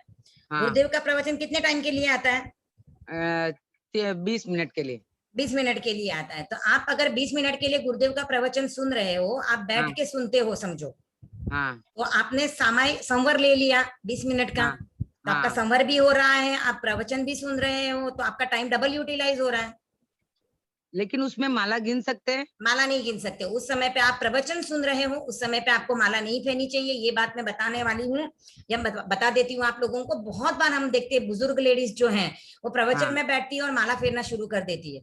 अब माला कब फेर सकते हो? जब तक प्रवचन शुरू नहीं हुआ है, उस समय से पहले आप, अगर ऐसे ही सब लोग बैठे, आप भी बैठे हो, अपने सामायिक ले लिए, तो आप हाँ, अपनी माला शुरू कर सकते हो। लेकिन जैसे ही गुरु या कोई भी साधु साधु प्रवचन देने आ जाए, उस समय पे आपको माला नहीं फेरनी चाहिए, क्योंकि आप किसी का प्रवचन सुनने के लिए जा रहे हो, वो हमारे गुरु हैं, हमें ज्ञान दे रहे हैं, और हम उस समय पे माला फेरने बैठते तो उनकी आशातना हो जाती है। हमें माला ओके, नहीं ओके। फेरनी चाहिए, उस समय पे नहीं फेरनी चाहिए। आप उस समय पे माला फेरोगे, आपका माला पे ध्यान भी नहीं रहेगा। वो या सिर्फ फिर एक हम्म या फिर कोई भी टाइम पे अपन सामायिक करते हैं, तो उसमें वो माला गिन काउंट कर सकते गिन हैं? सकते हो, गिन सकते हो, वो आप गिन सकते हो, क्योंकि सामायिक आपने इस उद्देश्य से ली है कि आप धार्मिक क्रिया करना चाहते हो। तो माला फेरना तो वैसे भी धार्मिक क्रिया है। आप, मैंने ओके। मैंने पहले भी जैसे बताया था कि आप अगर एक माला भी फेरते हो रात को, जैसे बहुतों का नियम होता है कि एक माला फेरने के बाद ही सोते हैं, भले वो नमस्कार महामंत्र की फेरते हैं, बहुत लोग ओम भिक्षु की फेरते हैं। तो ओम हाँ, भिक्षु की तो एक माला फेरने के लिए तो आई थिंक 2 मिनट भी नहीं लगते हैं, तो वहां पे तो आपका संवर नहीं हो सकता है। चाहो हाँ, तो कर सकते हो 2 मिनट का भी संवर, वो हाँ, मना ही नहीं है। पर उतनी हमारी जागरूकता होनी चाहिए कि मैं 2 मिनट का संवर लूं, फिर माला फेरूं, फिर वापस 5 नवकार मंत्र गुनूं, तो इतनी हम जागरूकता रखें तो हाँ, फिर बहुत ही अच्छी बात है। पर नवकार मंत्र की माला फेरते हो तो 10 मिनट लगते हैं कम से कम, अगर अच्छे से फेरते हो आप तो। हाँ, हाँ, और हाँ। भी अच्छे से अगर कोई फेरे नमस्कार महामंत्र की माला, तो उसको 20 मिनट भी लग जाते हैं। किसी नहीं, को 10 आधा, मिनट तो लगते ही है। वो 10 मिनट लगते हैं, वो हम द्रव्य नमस्कार महामंत्र बोलते हैं भाई, नमो अनंताणं, नमो सिद्धाणं, नमो आयरम, नमो ज्ञानम, नमो लोसोसाम, इसके लिए 10 मिनट हाँ, लगते हैं। अगर हाँ, आप अच्छे से ध्यान लगा के, जैसे केंद्रों का ध्यान लगा के, रंगों का ध्यान लगा के अगर माला फेरते हो, तो आपको 20 मिनट, आधा घंटा भी लग जाता है। तो वो ओके, आपके ओके। ऊपर है कि आप एक नमस्कार महामंत्र बोलने में मतलब आधा मिनट लगाओगे कि 10 मिनट लगाओगे। गुरुदेव का प्रवचन आप सुनते हो, आप देखते हो गुरुदेव नमस्कार महामंत्र बोलने में कितना टाइम लगाते हैं। बहुत टाइम लगाता है। तो क्यों लगाते हैं वो टाइम? क्या उनको नमस्कार महामंत्र नहीं आता है इसके लिए टाइम नहीं, लगाते नहीं, हैं? नहीं। नहीं। शुद्ध उच्चारण। शुद्ध उच्चारण भी नहीं, वो प्रत्येक पद के साथ अपने भावों को जोड़ते हैं, प्रत्येक पद के साथ वो इमेजिन करते हैं कि वो अरहंतों को वंदना कर रहे हैं, वो सिद्धों को वंदना कर रहे हैं, वो आचार्यों को वंदना कर रहे हैं, तो उनका वो, इसके लिए उनको टाइम लगता है। अगर हम भी नमस्कार महामंत्र को उस तरह से बोलने जाएंगे तो मैं बोलूंगी कि आपको एक माला फेरना जरूरी नहीं है, आप सिर्फ 5 नमस्कार महामंत्र बोलो 10 मिनट में, पर अपने हाँ। भाव उसके साथ जोड़ो और प्रत्येक पद के साथ आप ये चिंतन करो कि मैं उनको सच में वंदना कर रही हूँ, मेरी भाव वंदना हो रही है, तो आपके महान कर्मों की निर्जरा होगी। अच्छा अच्छा, तो ठीक वो है। आप कर सकते हो, तो वैसा आप करते हो। तो मैं जो बताने जा रही थी वो है कि आप जब माला फेरते हो रात को, तब आप बेड हाँ पे बैठ के फेरते हो, तो आप बेड पे हाँ मत बैठो, नीचे आसन बिछा दो, 15 मिनट का संवर ले लो और आप माला फेर लो। आपको जितना टाइम लगता है उतने मिनट का आप संवर लो, 12 मिनट लगते हैं तो 12 मिनट का संवर लो, क्योंकि 1 मिनट का भी संवर आप ले सकते हो, उतनी जागरूकता हमारी होनी चाहिए। Okay okay okay. और माला फिरते तो नौकर मंत्र की माला स्पेशल, दूसरी नहीं, कोई भी माला फिरते तो कुछ नहीं होता, सिर्फ नौकर मंत्र की माला जब भी मैं ऐसा सुबह या ऐसा ऐसा कुछ भी नहीं है। आप जो कोई भी माला फेरो, आपका भाव उसके साथ जुड़ता है, आपका भाव श्रद्धा, आपकी श्रद्धा कैसी है, आपको उसका परिणाम मिलेगा। नमस्कार रेखा जी महामंत्र तो है ही, ये श्रेष्ठ है नमस्कार महामंत्र। हाँ, नहीं नमस्कार महामंत्र की माला जपती हूँ, उस टाइम पे मेरे को आंख बंद करके करती हूँ, लेकिन आंख में आंसू आ जाते हैं, वो तो वो कारण देखिए, क्या है? हाँ वो देखिए, आपका कुछ कर्मों का उदय रहेगा कि आपको उस समय ऐसा होता है, पर आप छोड़िए मत, उस क्रम को बनाए रखिए। पानी आने से आपको कोई डिफिकल्टी नहीं हो रही है। हाँ, तो बहुत ऐसा लोगों लगता को है क्यों रो रही हूँ मैं। बहुत बहुत लोगों को जब माला फेरने पर बैठते हैं ना, तब रेस्टलेस हो जाते हैं, बेचैनी होती है, नहीं कर पाते, वैसी भी चीजें होती है। तो ये देखिए, परीक्षा भी होती है आपकी, या फिर आपके कुछ कर्मों का उदय होता है, तो आपको उनको काटना है, तो आपको उस क्रम को छोड़ना नहीं है, आपको करते रहना है। आप करते रहोगे तो धीरे धीरे वो कर्म आपके क्षय होते जाएंगे, नए कर्म भी नहीं बनेंगे, पुराने कर्म भी क्षय हो सकते हैं, हम बोल नहीं सकते क्षय होंगे ही, होते ही होंगे, पर होंगे। हम धीरे ठीक धीरे है ठीक है, कोशिश करेंगे तो होते जाएंगे वो। थैंक यू थैंक यू ओम महाराज। और कोई डाउट है? किसी के भी डाउट हो तो हैंड रेज करें प्लीज। ठीक है, लगता है सबको सब चीज समझ में आ रही है, क्योंकि प्रशिक्षक हैं तो सबको आने ही चाहिए समझ में। डाउट्स जितने कम आएंगे उतना अच्छा है। और है अगर डाउट आप पूछिए, और ये संकोच मत रखिए कि कोई क्या सोचेगा कि मैं ऐसे डाउट्स क्यों पूछ रही हूँ। देखिए, आपको अपने डाउट्स का निवारण करना है, यहाँ पे हमें किसी को ऊंचा नीचा नहीं दिखाना है। आपके डाउट्स आपको अगर सबके सामने पूछने में ऑड लगता है तो आप फोन करके भी पूछ सकते हो। मुझसे जितना बन पड़ेगा मैं कोशिश करूंगी आपके डाउट्स का निवारण करने का, जितना मुझे पता है मैं ट्राई करूंगी कि आपके डाउट्स का निवारण कर सकूं। और नहीं तो कोई बात नहीं है, बहुत अच्छी बात है, आप अपनी ध्यान साधना में लगे रहिए, अपनी आत्मा की साधना करते रहिए, जितना हो सके उतना उतना खुद को बुरी प्रवृत्तियों से बचाइए, शुभ प्रवृत्ति में रहिए। आप दिन भर अपने आप को जितना शुभ प्रवृत्ति में रखोगे उतना उतना आपके कर्मों का बंध टलेगा। तो आज की क्लास का हम यहीं पे संपन्न करते हैं। अगर वीतराग वाणी के विपरीत मैंने कुछ कह दिया हो, कुछ बताने में गलती हो गई हो, तो मैं क्षमा याचना करती हूँ और तत्समिच्छामि दुक्कडम लेती हूँ। इसी के साथ ओम अरहम।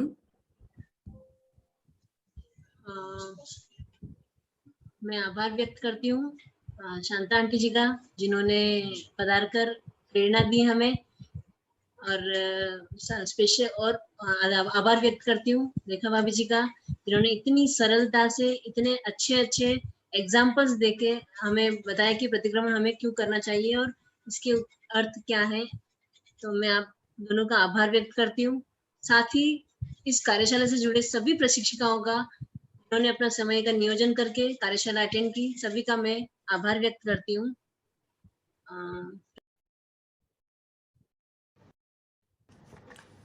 ओम अरहम।